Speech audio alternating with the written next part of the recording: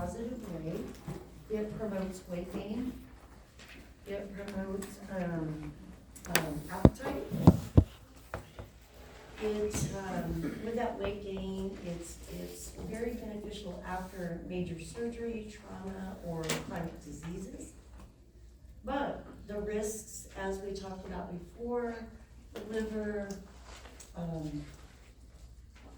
problems, liver failure, liver cancer, sterility, hypogonadism, and then it's misused, right, by bodybuilders and weightlifters. And then the other thing I wanted to say is can lead to psychological and or physical dependence or both. Yeah, so I just wanted to sort of wrap that one up, just to add those final things.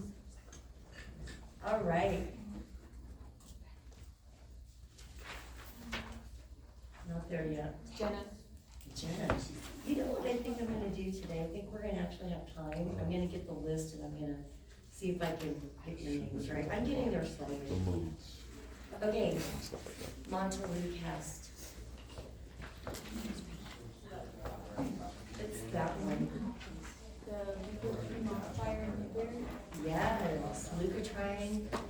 And it's used for like asthma and bronchospasms, nasal allergies.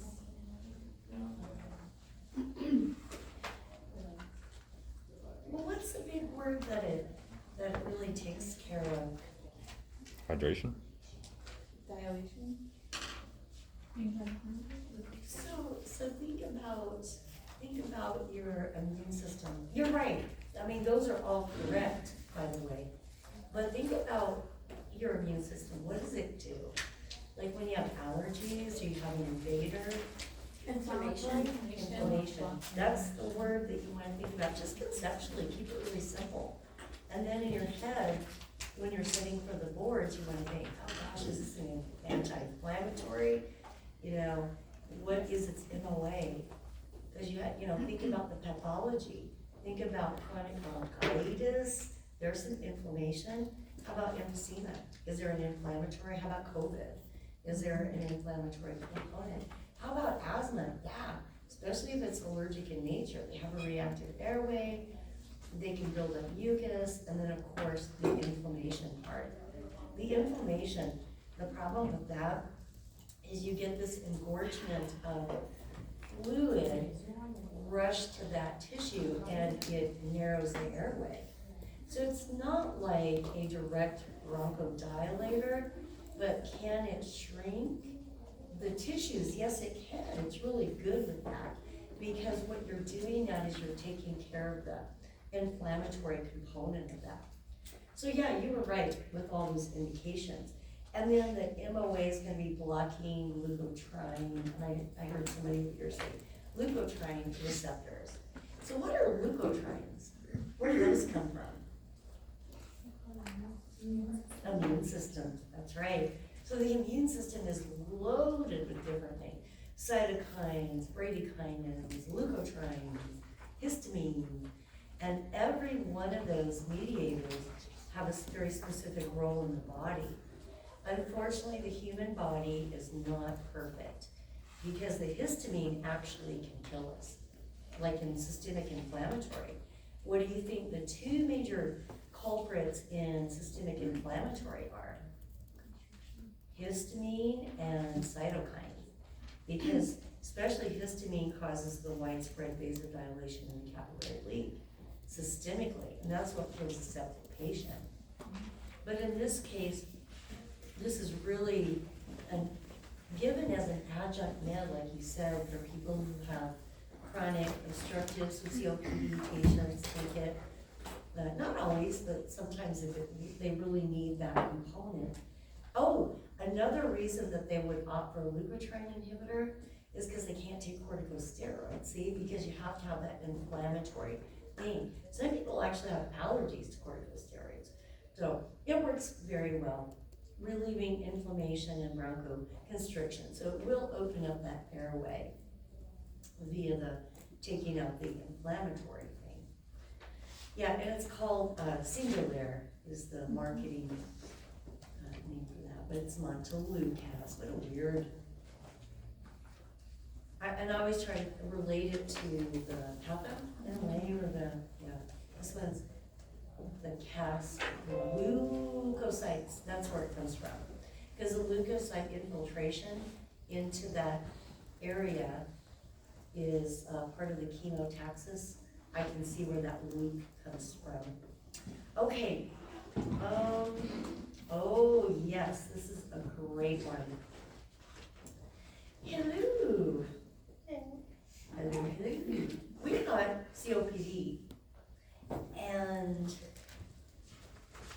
we are talking about this person is coming in to the ED. We see this all the time, right?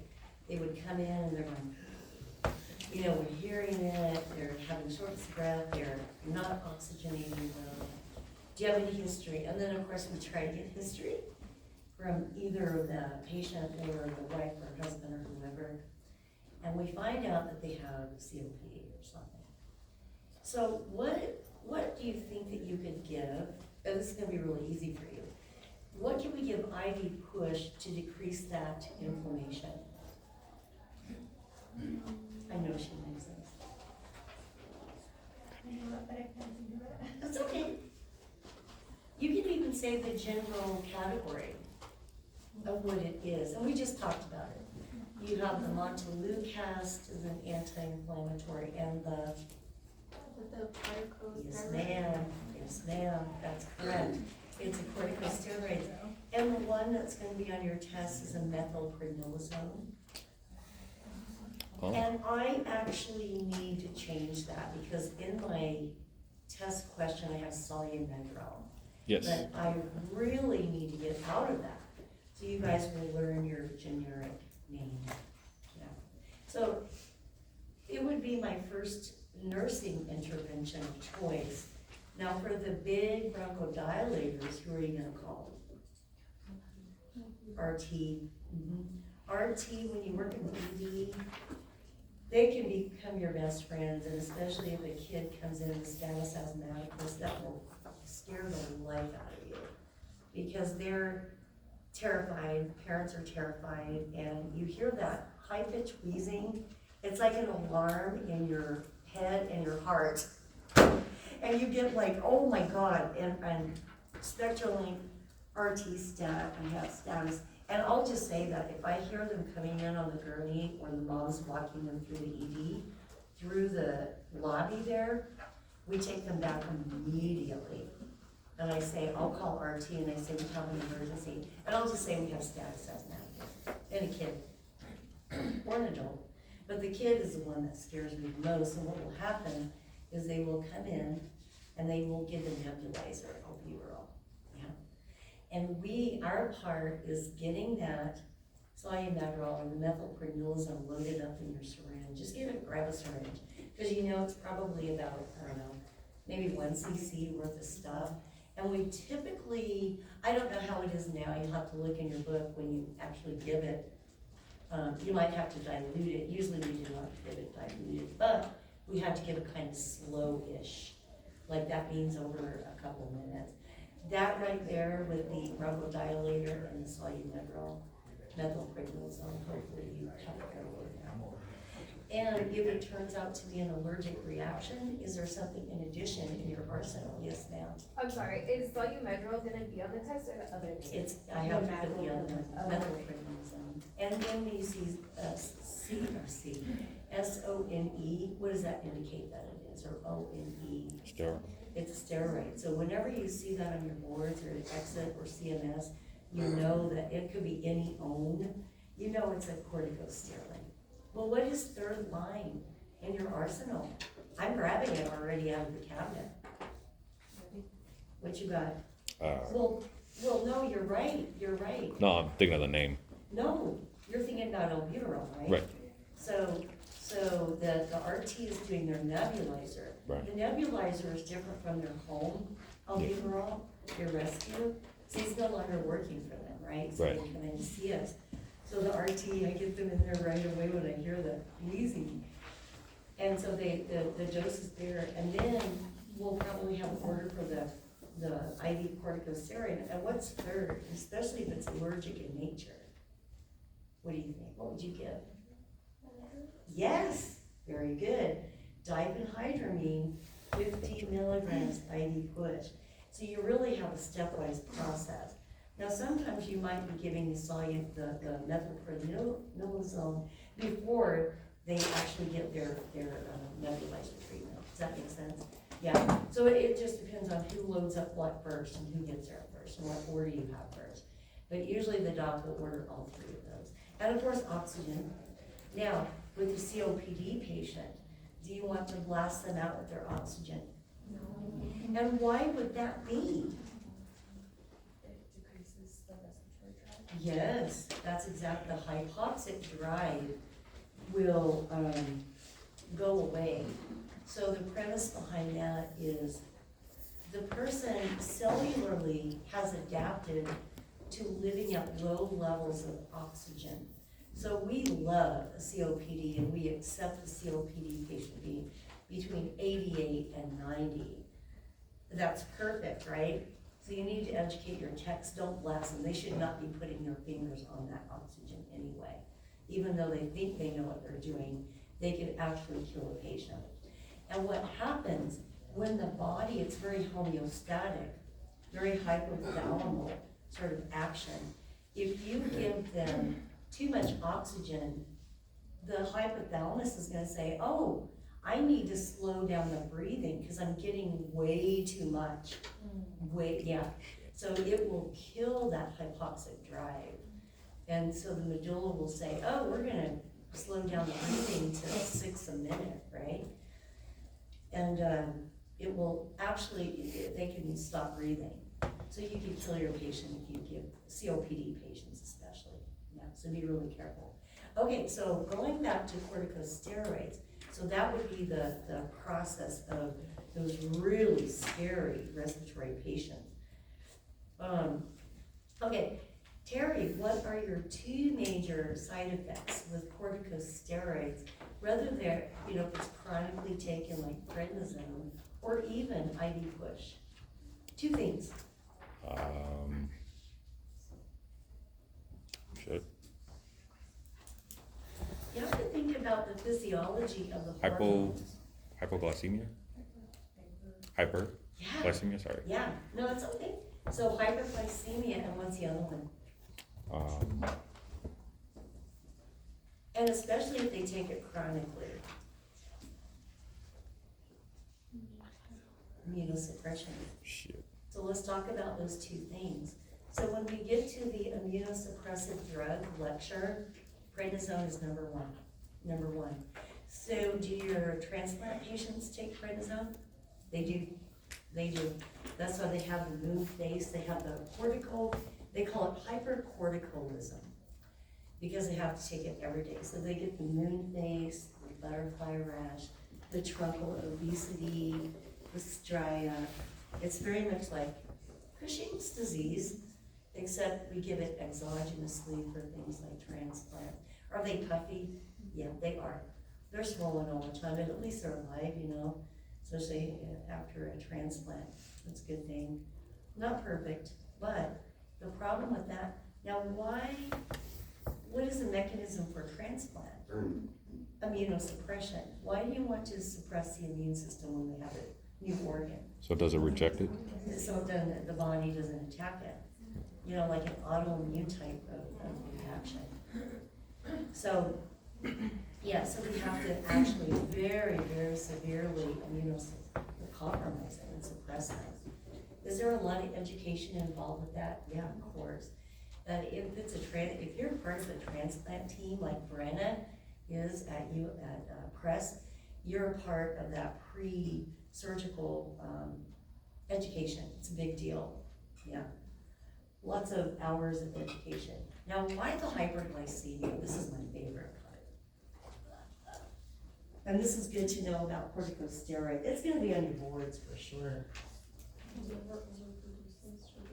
stimulates your liver to produce glycogen. Yes, she's right. Very, very good. There's the liver. Weird liver. You got glycogen in here. And you have these kidneys over here with adrenal gland. Inside the cortex, you get cortisol. During fight or flight response, or being a nursing student, how do you guys feel before an exam? Pretty stressed out, right? So your cortisol levels, if we were to do a clinical trial, even in a group of this size, even with a sample of 5 students, and we drew their blood right before they took a test, their cortisol levels would probably be slightly higher. And their blood sugar would be, because of that reason. Whenever you crank out cortisol, it, like Josephine said, it goes to the liver and it causes the release of glycogen, which is your emergency reserve storage of sugar, readily accessible sugar. So you can really slay that test, or, any threat. Either you can fight or run. I don't think I've ever seen a student run from a test. I really have to reflect back. I've seen the panic attack, so that's a severe catecholamine rush. Panic attack is that it just happens. The catecholamines just crank, and the blood sugar goes up too, cortisol goes up. So they're essentially having a fight or flight response. And then, of course, hopefully they have a script for some beta blocker, like propranolol. Anyway, but those are the 2 things that you have to be mindful of with your corticosteroids. Okay, we're doing really good tonight now. We're moving, we're cranking. Let's go to, what's your first name? I want to call her Princess Leia because she's got the. Huh? It's Marina. Lavina, oh, that's right. Yes, that desk too. There was a student sitting back there with a similar name. Tell us what you know about neosynephrine.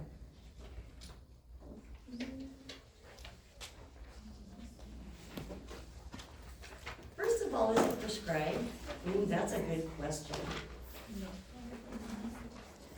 Yeah, for this application. It's a vasopressor and it's used for decongestion? Yes, that's exactly it. So for respiratory, it is going to be OTC, but you will have a script as a vasopressor. Good. Yeah, very good. So you have that continuum of, indication. You have nasal congestion, the nose. Oh, I'm so bad at them. So you have nasal congestion, and then over here you have hypotension, right? Big old wide, big old dilated vessels. So why would you have big old dilated vessels? One word, shock. That's going to be one of the biggest causes, because your distributive shocks, most of them cause vasodilation. I can't wait. You're going to know shock like that. You're going to, by the end of the semester, even midterm, you guys are going to be able to teach shock. Easy. It's an easy thing. So it's a vasoconstrictor. It's great. So it's a pressor, isn't it? So how would it work to decrease the congestion in the nose? Is it because it loosens secretion? That would be a Opens the airway? mucolytic. Opens the airway? It does open the airway. How does that do it very locally? So neosynephrine's like this. It's like Flonase too. Your fluticasone, which is a corticosteroid. So it's squirt, squirt. So the tissues shrink, but by what mechanism? Vasoconstriction of the vessels. Yes, by vasoconstriction of those vessels in the nose. Isn't that amazing? So when you vasoconstrict, so think about vasodilation. It really takes up a lot of space. When you vasoconstrict, the tissues will shrink. Isn't that cool? And so then you have I can breathe. I feel like I'm not breathing. Or what's the word? Congested. And it's scary when you, if you were to walk around for any length of time like this, it's scary. We breathe through our nose more than we think we do. The problem with neosynephrine it works well. Can you get rebound? Yeah, you really can, and that's when it gets scary.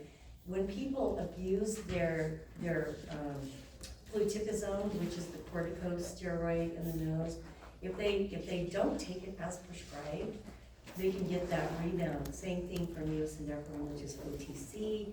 Then they end up with this rebound, they can't breathe through their nose. So we have to teach them, at least with the fluticasone.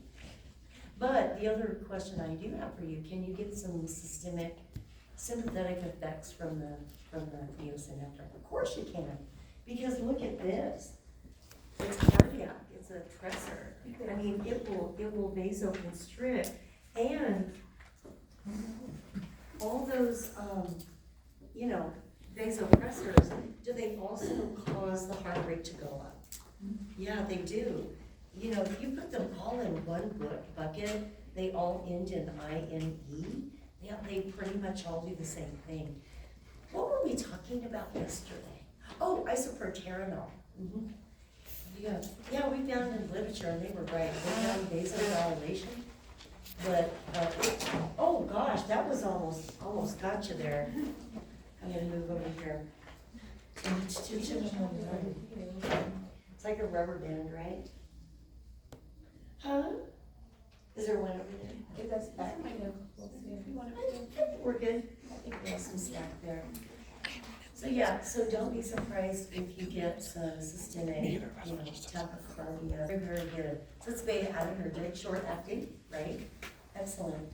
So let's talk about some of the side effects. And certainly if your RT, Bless you.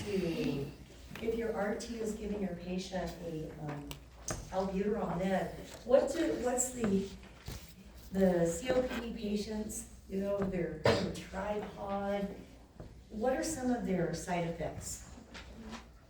Tachycardia. Yes, tachycardia. There you go. Did you sneeze too? No.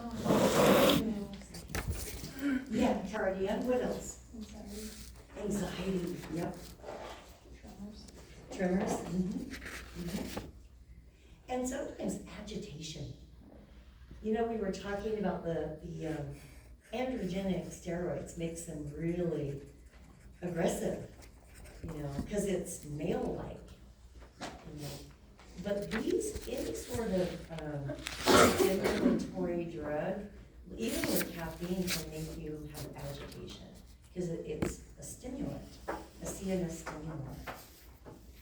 And babies, it can be life-saving when they're in cardiac decompensation. They give it to babies just to wake up their little hearts, Okay, very good. And let me go to you. What kind of education would you provide for your patient, with the difference of a SABA and a LABA? That short acting is supposed to be like in case of an emergency, or if you're gonna do something that's gonna be a little bit more strenuous, or like exercise. So always have that one. Long term's more for like COPD patients, where they would need to use it frequently. Yeah, that's exactly right. Yeah, that's a really good point, because you have different sets of patients, like your exercise-induced asthma people, where they have asthma, but not necessarily have to take the long-acting. Yeah, very good. That's a big deal, because you could kill a patient if you told them that the, I won't say the name, but the LABA, yeah, that's the premise there. All right. And, let me see. Oh, excellent. So we talked about the ipratropium, which is bronchodilator, and we just talked about the beta-adrenergics, at least one of them, the albuterol. So which one, could you name some of the meds under the classification of xanthine derivatives? Salmeterol. Yeah. We should really practice, and you're not unusual, it's kind of hard to say. So let's all say it as a class, so the theophylline. So let's practice that. Theophylline. Yeah. Theophylline, that's right. And then let's do that. So here we go. I'll say it once, aminophylline, so let's try it. Aminophylline. Aminophylline, yeah, and if you practice it, it'll just become be a part of your being. So it's those two medications. Correct. So it's anophyllin that is a part that told you that is very analogous to caffeine. And if you think about it, what is caffeine and Stimulant. similar to in the human body? Exactly, adrenaline as a part of your fight or flight response. But if you think about all of these are in different ways, chemically the aminophylline and theophylline are anti-caffeine. But then you have your anticholinergic, the ipratropium. I can't remember that one. But, so remember, anticholinergism is sympathetic. So you're gonna have the tachycardia, you're gonna have the tremors, and then thirdly, you have your xanthine derivatives, which is chemically like caffeine. So they're all really actually sympathetic, but in different, slightly different chemically, but they all cause the same thing. You know, tachycardia and all that. Okay, very good. Oh, good one. I have a question for you back there in the back row. Have I gone in this room? Yes, I did. We just talked about it a few minutes ago with the, it's another nasal inhaler. What is it? Yeah, fluticasone, that's right. It ends in O and E, so what does that imply? No, what is it? Corticosteroid, correct. So what are we decreasing in the nares, in the nasal passages? Inflammation. Inflammation, you're right. So it decreases it shrinks the tissue, like neosynephrine, but it's a corticosteroid. So the what it works against is the immune system. So it's still working on inflammation, isn't it? Isn't that weird? So it's working on the immune system in this case, so it's really suppressing the immune system very locally, that inflammatory response. And again, inflammation, remember what happens in inflammation. Nurses need to be teaching patho, because with inflammation you have that chemotaxis. Chemotaxis is flooding of fluid to that area when you have an injury or an invader like an allergen or something. Or like a clot or something, you get inflammation. You know, there's a lot of different causes, but anyway, there's fluid there. And then the airway is narrow, oh my gosh. When you start getting fluid buildup in those tissues, it's like you can't breathe. So yeah, absolutely. So it's to open up the airway in the nose, but also, can we give it for allergic reactions? Yeah, and one of the most popular is angioedema. Would you all agree that angioedema is a sign and symptom of an allergic reaction? What does angioedema look like? Facial swelling. Facial swelling. That's right. And that's why you care as a nurse. And you think, oh my God, proximity.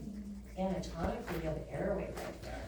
So it's not unusual that you would start hearing some wheezing and some closing off. So man, I'm getting ready for my corticosteroid IV push at that point. So you can do this for the chronic part, but then if you can manage it that way, but if they come in with angioedema after, or when we hang our antibiotic, I iatrogenically caused an allergic reaction. Oh, let me ask you guys this, what is a typical drug that causes angioedema? You guys remember? Yeah, no, both. Yeah, it's both the ACE inhibitors and the ARBs, like the losartan especially. Yeah, so I'm thinking that is definitely allergic in nature. So I'm gonna be watching, I'm gonna be asking for some salumedrol. Remember so what's that methylprednisolone? So remember in the ED, you have access to everything. Does that make sense? So your cabinet, your Pyxis, did I call it a Pyxis? Is it a Pyxis now? The reason I say is our old charting used to be Pacus. Pyxis. Oh, I I know what we used to call it at Crest was Acuvose, now it's Pyxis, right? Anyway, in the ED, they have everything alphabetically, isn't that weird? So you can not only go in by the patient's name, but actually you go in per alphabet. So you can get your ACLS meds, even though you have crash carts in the ED.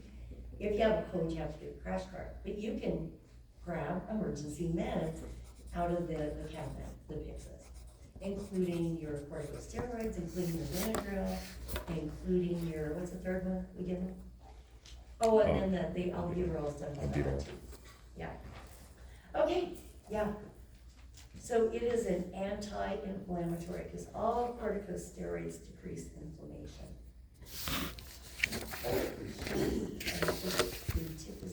Who is next?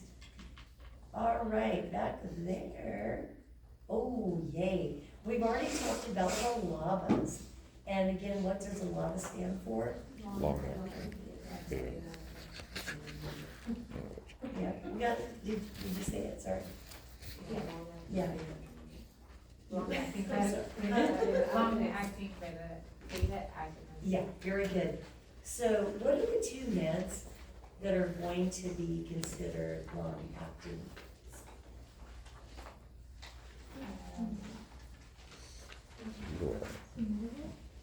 Salmeterol. Salmeterol and chlormeterol. Yes, good. Yes, you remember the Pomoderol. So remember this, if I were a student, this is how I would, memorize it. Salmeter, the meter's running, so it's long, and then the motor's running, we're gonna drive a long distance. That's how I would remember that, but yeah, Pomoderol and Salmeterol, very good. And yeah, sometimes they take them together, and I agree with what she said earlier. I hate when I have to say she.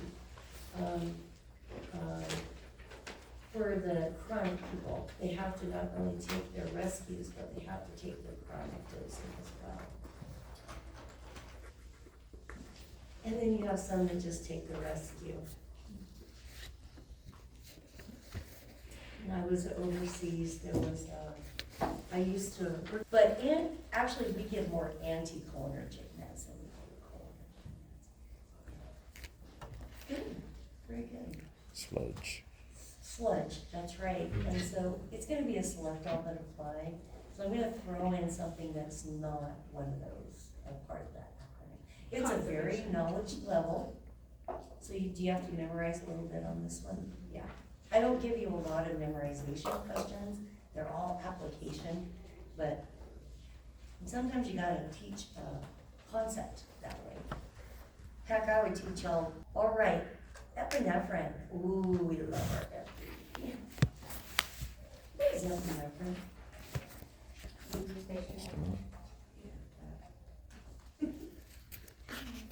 It is that. It is a beta agonist.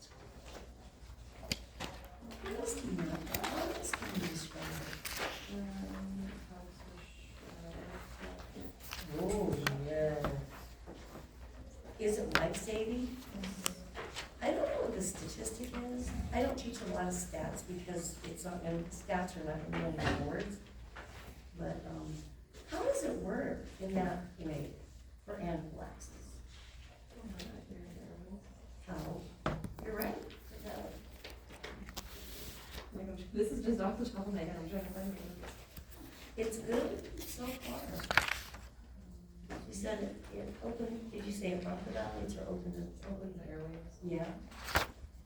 So it works on the smooth muscles, would y'all agree? So those beta adrenergics, or even the other ones, yeah, they work on the actual smooth muscle to mechanically and muscularly open up airways versus decreasing tissue inflammation. So both of those, you get both of those together, you get a better opened up airway. But what's the other component to anaphylaxis? So you have to know your patho. You have, I don't really know how it increases heart rate because of beta 2 agonist. No, it's a beta 2. Dilator and it's for anaphylaxis, that's all I know. yeah, let's do it, let's talk. Let's do it. So what is the patho involved with anaphylaxis? Constricts. Bronchoconstriction and vasodilation. So the two things that'll kill you most. Hemodynamics, hypotension, shock, and then the other one is bronchoconstrict, can't get air in. Bad, scary, especially if you're up in a plane. I'll tell you a story here in a second. So no patho. So epi does exactly opposite, right? So it will bronchodilate and vasoconstrict very nicely. But do you get the accompanying sympathetic side effects? Yeah, of course you do. You get the tachycardia, the agitation, the tremors, all of that, yeah. So what do we have here? So that's one indication. Can you give it for other kinds of shock? Can. Is it a vasopressor? You betcha. An epi drip? Do little babies get it to get the heart going again? If you've ever seen the movie Pulp Fiction, the John Travolta scene, where Uma Thurman, she overdoses on heroin. She snorted the heroin, which is the wrong route. We need to teach these drug addicts how to get the right route, right? And she went into cardiac arrest. So he rushes her over to the drug dealer's house. He had a med kit with, that's usually where they give it to, they just pop it in. That's his laterals, maybe something, maybe even quad. Just find the rest of Have it. you ever seen Horrible Bosses? Does anybody remember that? What is He's it? like slapping it over and over and over EpiPen. again. I love that one. That is a great one. Oh, yeah, okay. You have a hypotensive patient. It could be for many different reasons. Would you consider medications a problem for hypotension? Oh, yeah. That's why we get their medication list. Like if they're taking 3, different cardiac meds including antihypertensive meds, did you take your metoprolol? Did you take your lisinopril? And then you have to look at the dosing. That could be the reason that they're hypotensive. You have to really troubleshoot, use critical thinking. And they say, yeah, and if what dose did you take? And gosh, that's questionable. So let me ask you something. What would be the actual first thing you would do in the case of hypotension, even if it's shock? Exactly. Number one, we don't want to give pressors right away as first line.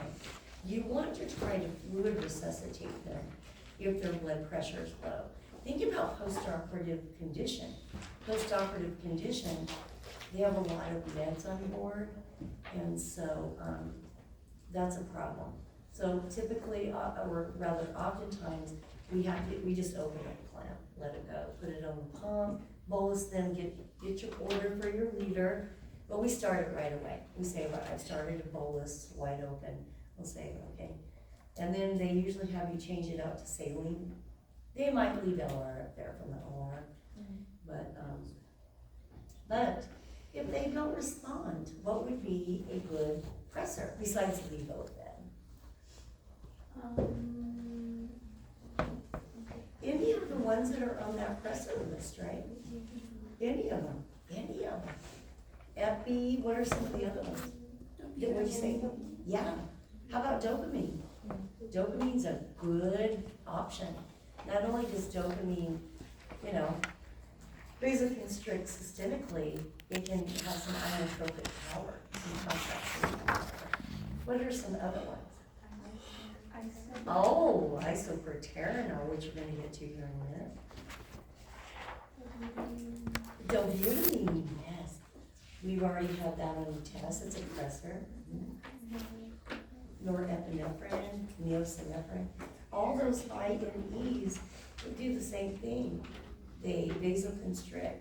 Now, the thing about isoproterenol is it will bronchodilate. And actually, we use it more for bronchodilation, but it also vasoconstricts.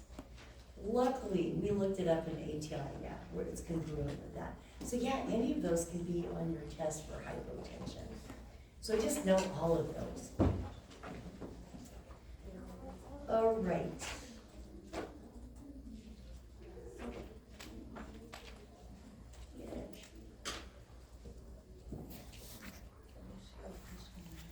What is the preferred vasopressor for septic shock? What's the most popular? Yes, Levoped is. You will probably pay more Levoped than anything. The antidysrhythmic, that is most popular in PD, realize is so tiresome. Because it's, most of the arrhythmias, a majority of them are atrial in nature, atrial fib, new onset, acute, or atrial flutter, plus diltiazem and slow also that entry. But yeah, norepinephrine, Levoped for septic shock. It's actually a part of the sepsis protocol. It's part of the Saving Sepsis campaign, and nationwide, this went out about, I don't know, probably greater than 10 years ago, at least. And we wanted all hospitals to be on the same page, standardization. So most of the protocols, you can have hospital specific like VA. It took them 3 years to put that thing together. I'm gonna share that with you during the shock lecture, and we'll go through it, but Levoped is part of that. I think also, they may have added methylprednisolone because of the SIRS, the systemic inflammatory. We typically don't use that for sepsis, but I think they were considering. I will let you know. Okay, let's start backwards here. Ooh, yay, who's next? Is it you? Oh, we have 50, okay, yes, thank you. Sorry. Oh, no,